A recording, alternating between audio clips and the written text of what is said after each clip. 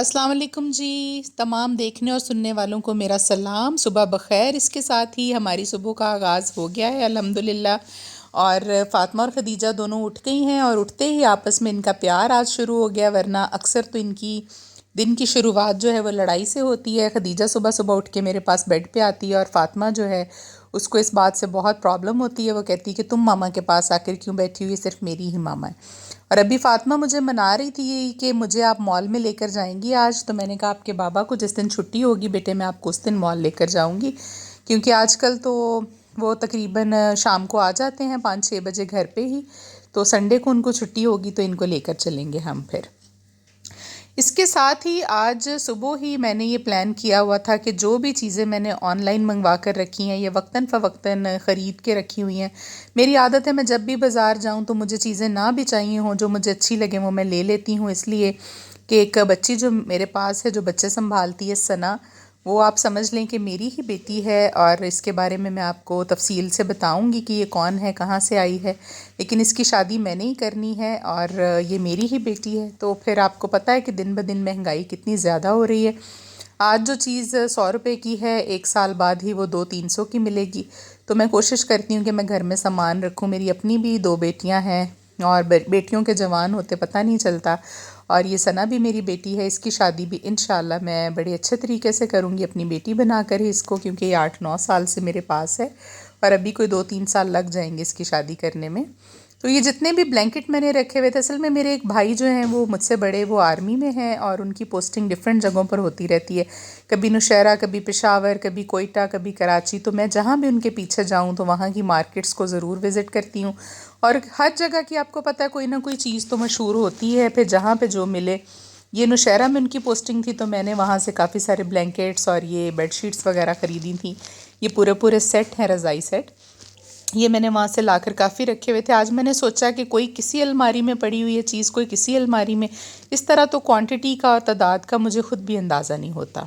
तो जितनी भी जगहों पे चीज़ें फैली हुई थी मैंने तमाम निकलवा कर, ऊपर एक रूम है उसकी नई अलमारी बनाई है, उसमें मैंने रखी हैं। ये देखें बेडशीट्स निकली थी कितनी सारी, मुझे ख़ुद भी याद नहीं था, यकीन करें आप। और मैं भूल चुकी थी ये एसी में लेने वाले ब्लैंकेट्स और दूसरे ब्लैंकेट्स 12-13 तो वही निकल आए घर से।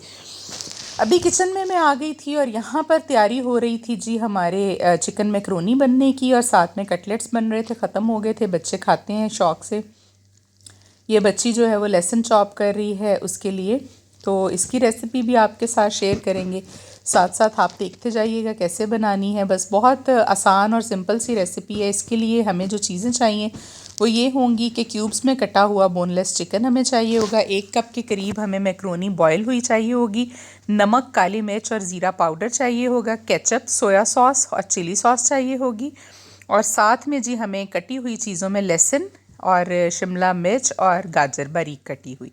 सबसे पहले ऑयल को हम गरम करेंगे और उसमें लहसुन को हम हल्का सा रेड करेंगे, ज़्यादा लाल नहीं करना वरना फिर इसका टेस्ट जो है वो कड़वा आएगा। जब लहसुन का कलर थोड़ा सा चेंज हो जाए तो फिर हम इसमें डालेंगे चिकन। और लहसुन इसलिए डालते हैं मैक्रोनी में या कोई भी चिकन से बनी हुई चीज़ हो कि चिकन की स्मेल को ख़त्म करने के लिए ये बहुत ज़रूरी है। अभी इसमें चिकन डाल देंगे और तब तक चिकन को हिलाएंगे जब तक कि इसका कलर चेंज ना हो जाए, ये वाइट कलर का ना हो जाए बल्कि हल्का हल्का गोल्डन ब्राउन हो जाए। तो तब इसके बाद इसमें जाएंगी बाकी की कटी हुई सब्ज़ियाँ और चिली सॉस और सोया सॉस, और मसाले इसमें ज़्यादा नहीं जाते, सिर्फ नमक, काली मिर्च और ज़ीरा पाउडर और चिली सॉस और सोया सॉस, और साथ में एंड में इसमें जाएगी मैक्रोनी और साथ में जाएगी 1 चम्मच तकरीबन केचप। जैसे जैसे बन रही है आप देखते जाइएगा, हो सकता है आप लोग अपने तरीके से बनाते हों, क्या तरीका है, लेकिन हमारे तरीके से भी ट्राई कीजिएगा, शायद आपको ये पसंद आए।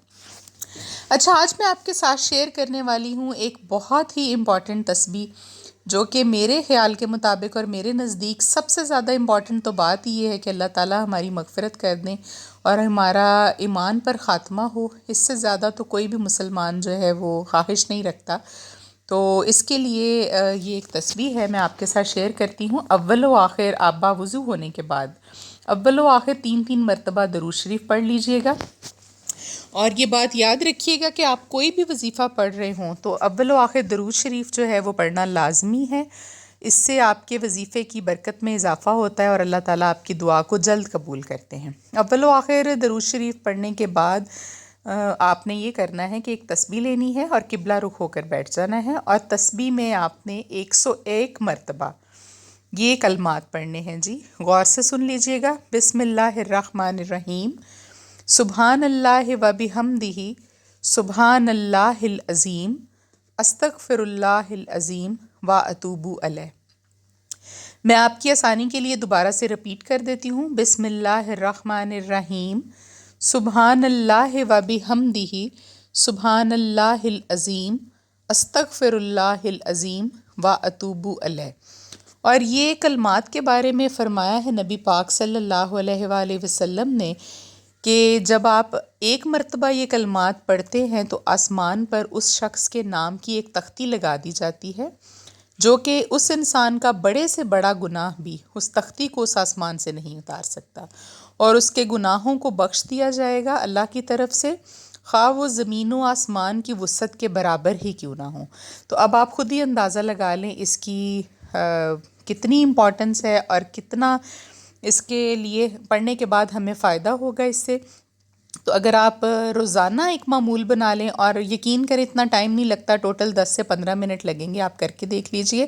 آخر میں پھر آپ دعا مانگیں اپنی مغفرت کے لیے اور اپنے والدین کی مغفرت کے لیے خاص الخاص، اور درود شریف پڑھ کے ان کی روح کو بھی اصالِ ثواب کیجیے گا ضرور، کیونکہ ان سے اوپر تو کچھ بھی نہیں ہے۔ ساتھ ساتھ ہماری میکرونی ہو گئی تھی جی ریڈی، میں نے آپ کو یہ وظیفہ بتا دیا، یہ تسبیح بتا دی، یہ کلمات اتنے زیادہ اللہ کے نزدیک محبوب ہیں۔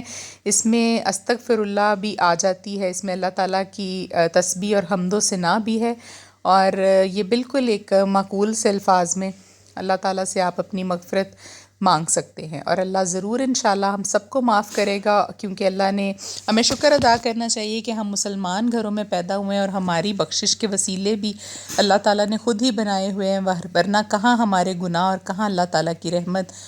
تو اتنے گناہ ہم کرتے ہیں، بس اللہ کی رحمت ہی ہے جو ہمیں انشاءاللہ پار لگائے گی سب کو۔ آپ سب کے لیے بھی دعائیں ہیں جی میری، اور آپ بھی میرے لیے دعا کیا کریں، اور میں سب سے پہلے ان سب کا شکریہ ادا کروں گی جنہوں نے ہمارے چینل کو سبسکرائب کیا اور ہمیں دیکھا، اور جنہوں نے نہیں کیا ان سے یہ ریکویسٹ ہے کہ آپ لوگ بھی پلیز ہمارے چینل کو ضرور سبسکرائب کیجیے گا۔ آپ لوگوں کے تعاون سے انشاءاللہ یہ چینل آگے جائے گا ضرور ایک دن، اور آپ کے لیے اسی طرح سے اچھی اچھی ریسیپیز، اچھے اچھے وظائف اور کچھ آپس کی گپ شپ لے کر آتے رہیں گے ہم۔ تو بس یہی تھی باتیں جو ساری آج آپ کے ساتھ کرنی تھیں۔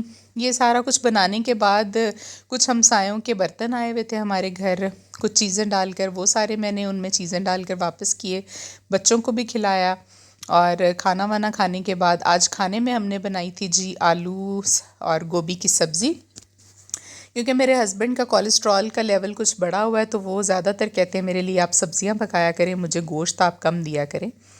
تو لیکن بچی ہے، فاطمہ ہے، خدیجہ ہے، ان کے لیے آپ کو پتہ ہے کہ میٹ بھی ان کے کھانے میں ضروری ہونا چاہیے، اور فاطمہ تو کھاتی نہیں ہے، کوئی بھی سبزی نہیں کھاتی، بس کبھی کبھار اس کا دل ہو بہت زیادہ تو شاید یہ دال کبھی کبھار لے لے، وہ بھی اتنے شوق سے ویسے یہ نہیں کھاتی۔